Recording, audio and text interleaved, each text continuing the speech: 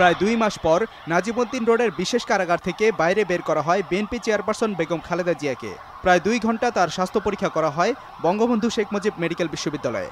দুজন মেডিকেল বোর্ডের সদস্য ডক্টর সিদ্দিকী, ডক্টর ওয়াজিদুজ্জামান এক্সামিন করছে। উনি ব্যক্তিগত চিকিৎসা ডক্টর মামুনও ঢুকছে এখন, এবং এক্সামিনেশন করার পর বুঝতে পারবো ওনার শারীরিক সর্বশেষ অবস্থা কি। এই বিষয়টা আমাদেরকে নিশ্চিত হতে হবে যে মেডিকেল বোর্ড ছাড়াও তার ব্যক্তিগত চিকিৎসকরা যারা এর আগে তার চিকিৎসা করেছেন এত বছর যাবৎ, তারা তার চিকিৎসা করার সুযোগ পাচ্ছেন কি পাচ্ছেন না। এর আগে শনিবার সকাল 11:30টার দিকে কড়া নিরাপত্তায় নাজিমউদ্দিন রোডের পুরাতন কারাগার থেকে বিএনপি চেয়ারপারসন বেগম খালেদা জিয়াকে নিয়ে রওনা হয় আইনশৃঙ্খলা রক্ষা বাহিনী। র্যাবের সারিবদ্ধ মোটর বাইক ও গাড়ির মাঝে বিশেষ একটি গাড়িতে ছিলেন বেগম জিয়া।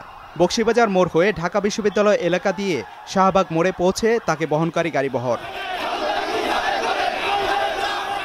এ সময় হাসপাতালের গেটের সামনে বিএনপি নেতাকর্মীরা ভিড় করলে পুলিশ তাদের ধাওয়া দেয়। আটক করা হয় বেশ কয়েকজনকে।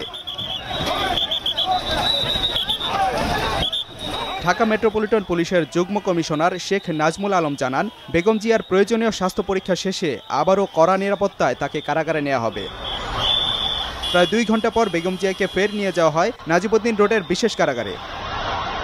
গত 1 এপ্রিল বেগম জিয়ার চিকিৎসার জন্য ঢাকা মেডিকেল কলেজ হাসপাতালের অর্থোপেডিক্স বিভাগের অধ্যাপক মোহাম্মদ শামসুজ্জামান শাহিনের নেতৃত্বে 4 সদস্যের মেডিকেল বোর্ড গঠন করা হয়। ওই দিনেই বেগম জিয়ার স্বাস্থ্য পরীক্ষা করে। এর 2 দিন পর তার এক্স-রে ও রক্ত পরীক্ষার সুপারিশ সহ চিকিৎসা সংক্রান্ত প্রতিবেদন কারা কর্তৃপক্ষের কাছে হস্তান্তর করে মেডিকেল বোর্ড। সাদিকুর রহমান, সময় সংবাদ, ঢাকা।